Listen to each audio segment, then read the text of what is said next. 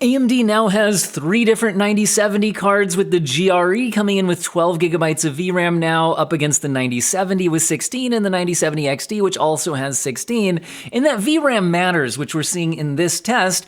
This is Resident Evil Requiem at 1440p, max settings plus RT high, and we can see that the cards that have more than 12 gigabytes are trying to allocate it, and they're winning by a larger than expected percentage difference. If you want the short version of this video, the 9070 is on average in my testing about 20% faster than the GRE model, and the 9070 XT version is about 28% faster than the GRE model. But you can see that there's certain games where the 16 gigabyte cards get these huge advantages, and that's when the 12 gigabytes of VRAM isn't cutting it.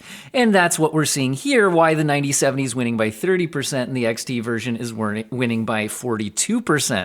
Now, we also have to factor in value, looking at current pricing on the market. The 9070 XT can actually be found in the United States with a couple of models as low as $650 brand new right now. Now, if you look at the GRE, it's come in at its MSRP of $550, but you can also find 9070 non-GREs and non-XTs, just the baseline 9070, coming in at $600. So when you're looking at a price to performance ratio, you know, $600 versus $550, you're only spending 9% more money to get the 9070 with 16 gigabytes of VRAM compared to the GRE, although a lot of them are coming in at $630, which would still put it at 15% more money. But again, more than 15% performance advantage, and you get 33% more VRAM. Now, if we look at the XT version, which, like I said, there's models at $650 right now, up against the GRE, we're talking 18% more money to get significantly more performance and VRAM. Things are looking a bit difficult for the GRE. Now, if you're interested in price to performance ratios, one thing I noticed that's really cool at Jawa.gg, I was actually looking at their shopping their custom PCs, and they actually have a price to performance metric on these builds. Now, I know that none of these kinds of metrics can be perfect, but it's it's boiling down, CPU performance, GPU performance, all sorts of things into a certain number up against the price of the PC. So obviously there's more to it than that. You should do more research, but it does help you instantly spot when a PC might be a better deal than others. I oftentimes have my students asking me, like, can I get anything for $500 for a gaming PC because that's like my budget, or do I have to get a console? Well, a PC like this one, which is ranked pretty high in their price to performance, is getting you a 2070 Super, which will keep up with what a PS5 can do, but with better upscaling using DLSS. And the Ryzen 5 3600 does meet about the same performance as the CPUs in the gaming consoles. And not only that, but it's on a motherboard that can get upgraded to much faster gaming CPUs in the future if you're save up a little bit more money. And with that note, you can also upgrade the GPUs as well in the future once you have a faster CPU to keep up. So that's some of the advantages of going that PC route. So anyway, I think that's a really cool thing to check out. Huge thank you to Jawa for sponsoring this part of today's video, and I can even get you $10 off your first purchase using code OWEN10. You don't have to buy entire pre-built systems, although you certainly can. There's also individual components, and you can fund your upgrade by turning your old gear into that extra cash. You can create your own listings, set your own prices, become a Jawa seller. It could even be a side business, but also you can take the maximum convenience option, click the get an instant offer, and sell your GPU or CPU to Jawa. You can get an instant offer today clicking that button. Super convenient with that. There's tons of great user reviews. And again, follow the sponsored link in the video description and or pinned comment and use code OWEN10 for $10 off your first purchase. But back into the testing. So there are going to be a lot of summary graphs at the end if that's all you're interested in. However, I do think it's worth actually taking a look at the in-game testing. And I do testing a little different than a lot of other places do. I don't just test each game once. I test each game at a variety of graphic settings to give you a better idea of how it might work. Because if I only tested RE Requiem at its max settings like we're seeing here, then you get that blown out advantage for the 16 gigabyte cards, but that might not actually be the settings that you would use. So this is 1440p max settings with RT high, and we're seeing a 30% advantage for the 9070 and a 42% advantage for the XT. It's 71 FPS versus 65 versus 50 for that GRE model. But like I said, we can test out some other settings. This is now those same settings, but using FSR4 balance. And FSR4 looks quite good here. And now notice that the VRAM is a little bit more under control. Running the upscaling, lowering that internal rendering resolution does reduce VRAM usage. And now we're hitting 87 FPS on the GRE. The 9070 is hitting 106, which is a 22% lead. And the 9070 XT is hitting a 31% lead at 114 FPS, but not quite as much of that crazy blown out advantage from the VRAM issue. Now, if we drop to the normal preset and turn ray tracing off, then the 12 gigabyte seems completely fine. There's no issues even at native resolution. We're at 107 FPS on the GRE. The 9070 is taking a 21% lead at 129 FPS, and the XT version is hitting 138 frames per second, giving it a 29% advantage over the GRE. But remember, it doesn't cost 29% more money on the current market. So now another game where I noticed that at its maximum preset we're having VRAM problems is Forza Horizon 6. If we go to 1440p Extreme plus RT settings, we can see that the 9070 hits 60 FPS and the 9070 XT hits 69 FPS, which is very nice. That puts the XT 44% faster than the GRE, which is only hitting 48. And the 9070 is 25% faster than the GRE version. So you can see once again, the leads are blown out more than you would expect. And when you kick on FSR4 balanced, it does not get the VRAM below 12 gigabytes, which means that the 9070 and 9070 XT take an even larger performance lead because they're able to accelerate quicker with the upscale, whereas the GRE is still choking on trying to access system memory, which is slowing everything down. GRE still hits 74 FPS, but the 9070 is hitting 102, which is a 38% lead, and the XT version's hitting 110, which is a 49% lead over the GRE.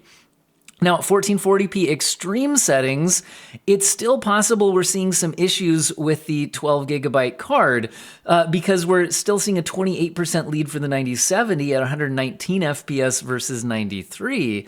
And the 9070 XT version is hitting 127 frames per second, which is a 37% advantage over the GRE version. And you can see as the race runs that the VRAM counter starts to allocate a little bit more as you go.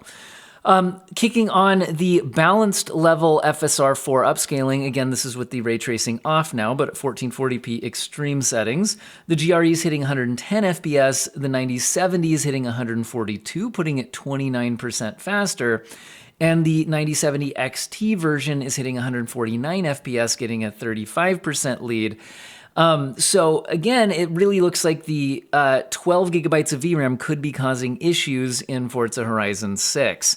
Now, Pragmata is another big release of 2026. I'm focusing on newer releases in my testing.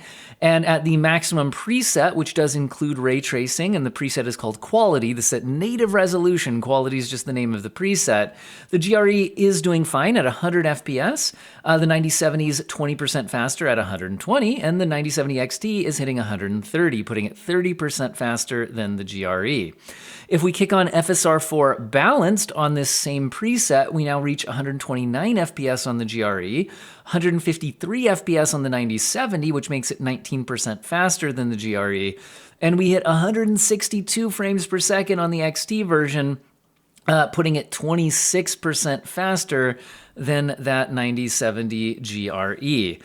So you can certainly hit high frame rates on all these GPUs, and we're probably not choking on the 12 gigabytes, although you can see the VRAM allocations start to tick over that, and this is a fairly short benchmark run, so it's possible we could have ran into some issues with a longer playthrough. Now, if we go down to the balanced preset, which does not enable ray tracing, and this is still native 1440p, it's just the name of the preset is balanced, we're hitting 114 FPS on the GRE. The 9070 hits 138 FPS, making it 21% faster than the GRE, and the XT hits 148, which is 30% faster than the GRE.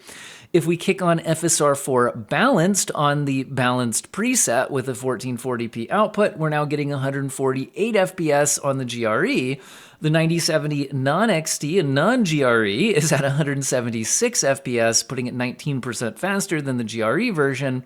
And the XT version is hitting 185, putting it 25% faster than that new 9070 GRE version.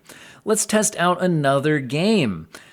So in this case, this is the oldest game in my test suite, but I did want to look at a game that allowed path tracing to be enabled on AMD GPUs just to see how they'd fare with a path tracing workload. 1440p RT Overdrive with FSR4 balanced, the GRE hits 42 FPS, the 9070 hits 48, putting it 14% faster than the GRE, and the XT version hit 54 FPS, putting it 29% faster than the GRE version. Now, if we switch over to Crimson Desert, another big release of 2026, at their maximum settings, even with FSR4 balanced, all of these GPUs are struggling. 1440p cinematic plus the ray regen with FSR4 balanced, and the ray regen turns on a higher level of ray tracing than the game normally uses. We're hitting 39 FPS on the GRE, 46 on the 9070, which makes it 18% faster than the GRE, and 51 FPS on the XT version, putting it 31% faster than the GRE. Now, if we turn off that ray regeneration and turn off the upscaling and go down to the Ultra preset, all of the GPUs are a lot more comfortable. The GRE is hitting 65 FPS, the 9070 is at 75, putting it 15% faster than the GRE, and the XT is at 81 FPS, putting it 25% faster than the GRE, and there's no sign of 12 gigabytes of VRAM causing any sorts of issues in this game, so this looks like one of the newer releases where 12 gigabyte cards should be okay. Now, if we kick on FSR4 balanced on the Ultra preset with the 1440p output, we're hitting 86 FPS now on the GRE, 100 FPS on the 9070, making it 16% faster than the GRE, and the XT is 107 FPS, putting it 24% faster than the GRE. So all of them hitting high frame rates, although I don't love the look of upscaling in this game. I find the foliage moves a lot and looks really kind of smeary with upscaling. Now, Call of Duty Black Ops 7 at 1440p balanced. To be clear, this is native resolution. It's just the preset named balanced. We're getting 198 FPS on the GRE, 233 on the 9070, which is 18% faster than the GRE, and the XT is hitting 243, making it 23% faster than the GRE. And it's possible there's maybe even a little CPU limitation on the 9070 XT, which is why it's kind of having its lead compressed a little bit here relative to the 9070 non-XT. If we kick on FSR4 balanced, on that balanced preset, we now see the leads compress a little bit more again, because I think we're starting to top out, even on a 9800X 3D CPU, we're starting to at least at times hit some CPU limitations. It's 217 FPS versus 242 and 255. The 9070 is 12% faster than the GRE, and the XT is 18% faster than the GRE. But again, I think at certain moments in the benchmark, there's some CPU limitations, so we're not seeing the faster cards stretch as much as they could on higher graphics settings. But Battlefield 6 at 1440p overkill settings, we're seeing 84 FPS on the GRE, and the 9070 reaches 100 FPS, putting it 19% faster than the GRE. The XT version hits 106 FPS, making it 26% faster than the GRE. And once again, with the lead between the XT and the non-XT a little bit compressed here, it's possible that there's a little bit of CPU limitation happening in this game at these high settings with rather high frame rates as well.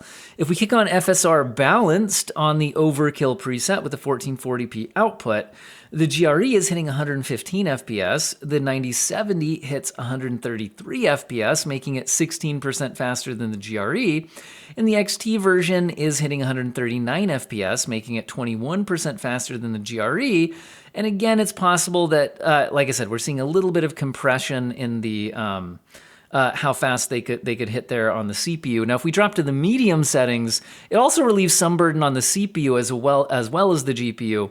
Overall frame rates do jump still pretty considerably. We're at 140 FPS on the GRE, 166 on the 9070, making it 19% faster than the GRE.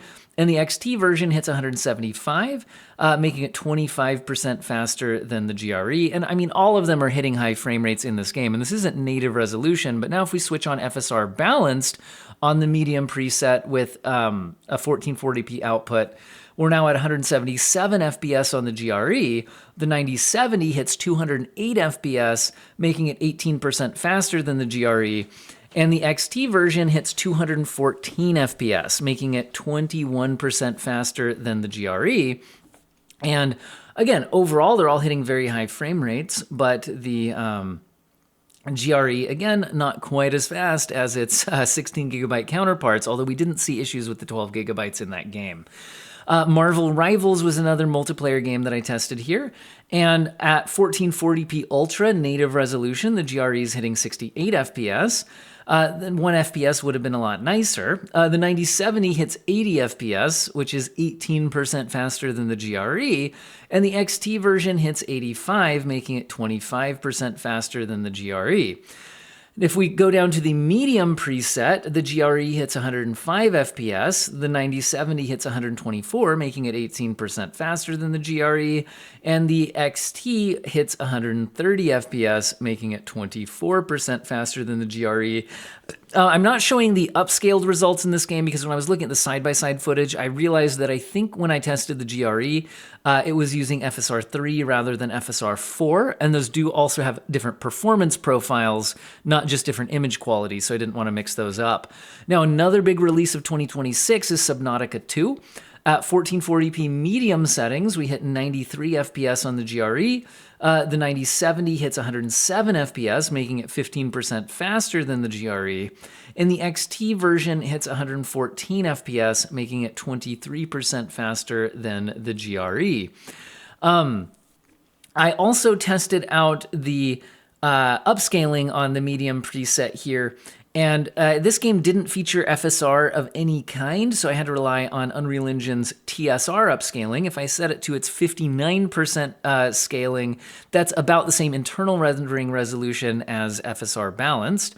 And we get 144 FPS on the GRE. The 9070 hits 158 FPS, which is 10% faster, and the XT is hitting 162, which is 13% faster. And again, there's signs that at these high frame rates, we're hitting some CPU limitations. So that's why these cards are a little more compressed together on that result. Last year's Game of the Year uses Unreal Engine 5, and at native resolution 1440p max settings and the Epic preset, it's pretty demanding. 46 FPS on the GRE, 56 on the 9070, making it 22% faster, and 60 FPS on the XT, making it 30% faster than the 9070 GRE. Now, no signs of going over 12 gigabytes of VRAM here, though, so at least there's that. If we kick on FSR 4 balanced on the Epic preset, still a 1440p output, we get 76 FPS now on the GRE. The 9070 hits 90 FPS, making it 18% faster than the GRE. And the XT version hits 94, making it 24% faster than the GRE. And it's possible we're hitting a little bit of CPU limitation with these big crowds in this scene and these higher frame rates. So I think the XT version didn't quite stretch its legs as far as it could have. Now, 1440p medium settings at native resolution actually get pretty similar results to what we were seeing on the upscaled Epic settings. Here we're seeing 77 FPS on the GRE. The 9070 hits 96 FPS, making it 25% faster than the GRE. And the XT version hits 101 FPS, making it 31% faster than the GRE.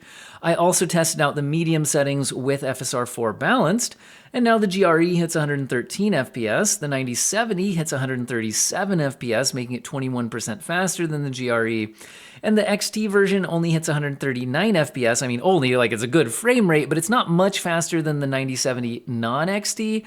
So again, it's possible that with all these crowds and things and hitting the higher frame rates that we are seeing a little bit of system or CPU limitation, causing the XT version not to fully stretch its legs there. Now, let's go ahead and summarize some of these results, but also I should probably mention which specific GPU models was I testing here. I got a review sample from AMD for the 9070 GRE, and it was the Sapphire Pulse version. I do run everything at their out-of-the-box settings. I don't do any custom overclocks or anything like that. The 9070 non-XT and non-GRE, just the baseline 9070, is an Acer Nitro that I got as a review sample when the 9070s first launched from AMD. And then I have actually from ASRock, I was actually given this as a review sample by ASRock when they launched their Monster Hunter Wilds edition of the 9070 XT. And so that was the version that I was testing here. So given all of that, bumped my microphone. Given that, there are, slightly different cooler models and each one can have slightly different boosts and everything like that, when you look at the percentage differences in all of these, do keep in mind that, different cooler models can have, 2 or 3% differences and things like that. So if you're hung up on like, I saw somebody else's testing and it was 2% faster than what you saw here, that can be an issue. Also, the set of games that I test can also be different than the set of games that other people test. Like I said, I like to test newer games, so games from 2026 and some of the bigger hits of 2025. And then I also like to test a variety of graphics settings because sometimes, well, if you're on a 12 gigabyte card, you might not use the maximum preset if you're having issues on that, right? Anyway, so with all of that being said, this is all of the tests, just looking at a head-to-head of the 9070 against the 9070 GRE. The 9070 is in green, the GRE is in red. Now, looking at this is kind of neat, like you see the overall frame rate and all of that, but at the same time, it can be a little hard to process. So I also like to make graphs like this. So this is showing the percentage advantage for the 9070 over the 9070 GRE in each of the tests that I ran.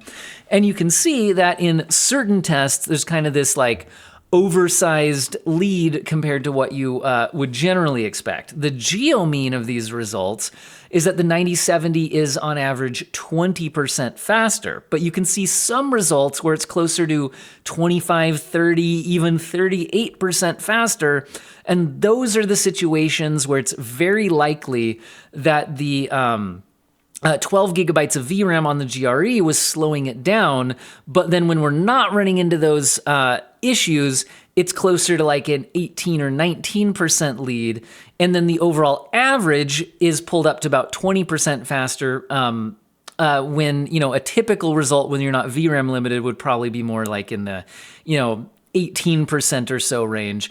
The geo mean is pretty resistant to outliers, so they don't have a huge effect on it here, but that's kind of the overall result. Now, remember though, that if we compare their prices on the actual market, I can get a Radeon RX 9070 for, $600 on the US market, 16 gigabytes of VRAM, whereas the GRE, the lowest price I can find is $550. So if we divide those, that's 9% more money, but you're getting 20% more performance and you're getting 33% more VRAM or 4 gigabytes more VRAM, however you want to think about it. And what you're really buying there is some peace of mind to not worry so much about what graphic settings that you're choosing. So if you're deciding between the 9070 and the 9070 GRE, the 9070 is just strictly better value in every sense of the word. Because, they're both AMD cards, so they have the same feature set. One has more VRAM and more performance per dollar because, well, it costs more money. You're spending less of a percent increase on money than you are getting in terms of percentage faster overall. Now, if we look at the 9070 XT compared to the 9070 GRE, again, you can look at the frame rate in all of the tests. In this case, the XT version is in green and the GRE version is in red. And you can see that, like, overall, they're capable of reaching high frame rates in all the games. It's not like the GRE is a slow graphics card or anything. But again, if we look at the percentage advantage, I have the 9070 XT 28% faster than the GRE, which, that's pretty noticeable, right? 28% more performance is definitely something you would notice while gaming. And in some of these tests, it's over 40% faster. I mean, in Forza Horizon 6 at the Extreme plus RT with upscaling at the balance setting, it's nearly 50% faster because the GRE version is running out of VRAM, the XT version is not running out of VRAM, and it's reaching good performance at those settings. So we're not just seeing the 12 gigabyte struggle at unrealistic settings. These are realistic settings. And again, on the current market, if I want a 9070 XT in the United States, I have at least 2 models available at $650. At $650, when we divide that, we're seeing 18% more money, but you're getting for that 18% more money, 28% more performance, and the additional VRAM, which pays off in being able to use graphics settings that the GRE can't. Now we're talking, $100 difference between the two, so some buyers might just not be able to stretch that $100 more, but you're certainly seeing that if you can stretch the extra $100, you probably should, because you get a better price to performance and that additional VRAM, so it absolutely makes sense. All of this really looks so bad for the 9070 GRE that I struggle to figure out why AMD launched it at this price. If they had launched it at $499, some things suddenly make a lot more sense. So if we add in some more lines here, if we look at, for example, 650 versus 500, you're now seeing 30% more money to buy the XT version, and you're getting about 30% more performance. You're also getting more VRAM, so it still doesn't look great for the GRE, but $150 difference, 30% more money, about 30% more performance, it's at least starting to make a little more sense. And if we look at 600 versus 500, if we're comparing the 9070 to the 9070 GRE, you're now spending about 20% more money to get about 20% more performance and additional VRAM. So still, even at $500, the GRE has about the even price to performance, but offers you less VRAM, which in the end, I would kind of put the nudge still towards spending the extra money if you've got it on the 9070 or the XT version, but at least price to performance wise, it would scale about evenly if it cost $500. Now, if they could get it down to $450, you're starting to actually account for the lack of VRAM. So now let's look at this as, what if it was $650 versus $450? Well, now you'd be having to spend 44% more money to get the XT version, to get more VRAM and about 30% more performance. So you're starting to get better performance per dollar if the GRE was priced at $450, and it might incentivize you to live with the less VRAM, and you're talking $200 difference anyways, so it might be just some buyers just couldn't make that jump. If we looked at the 600 for the 9070 versus 450 on the GRE, now you're spending 33% more money to get about 20% more performance, but also more VRAM. And again, $150 apart might be separating out those buyers a little bit, that kind of thing. So I really think to even consider the GRE, it should have been priced at $500, and that's an absolute ceiling. To actually make it somewhat exciting-ish. I mean, exciting's probably the wrong word, but at least offering better performance per dollar, given that it has less VRAM, a $450 price I think would have made a lot more sense. So honestly, I'm trying to figure out what AMD was thinking, because it's not like this wouldn't have been something they would have known. I'm not sure if maybe maybe AMD knows something we don't, and maybe 9070s and 9070 XTs are expected to have their prices go up soon. And then maybe the GRE will then offer better value. But if you're cutting the VRAM capacity, theoretically to offer better value when VRAM is expensive, then offering the same price to performance would be a bare minimum and still kind of insulting. And they didn't even do that. It just offers worse price to performance. Now, if you want to see how the GRE stacks up against its NVIDIA competition, you could look at my video comparing it directly with the 5070. Now, the 5070 currently costs $600 for the lowest price models. And so it is more expensive than the GRE, but it's also faster and gives you the NVIDIA feature set. It matches its VRAM, but it's a pretty rough matchup there as well. And again, I already have a full head-to-head video if you're looking at that comparison. Hopefully you guys found today's video useful and or interesting. Don't forget to check out Jawa.gg, lots of great user reviews. And again, these PCs that were built before prices went insane can give you a lot more bang for the buck, and it's nice to see that price to performance kind of feature to help you sort out the potential gems from the less gems, as you're searching through the page and all that. Lots of stuff at all sorts of prices.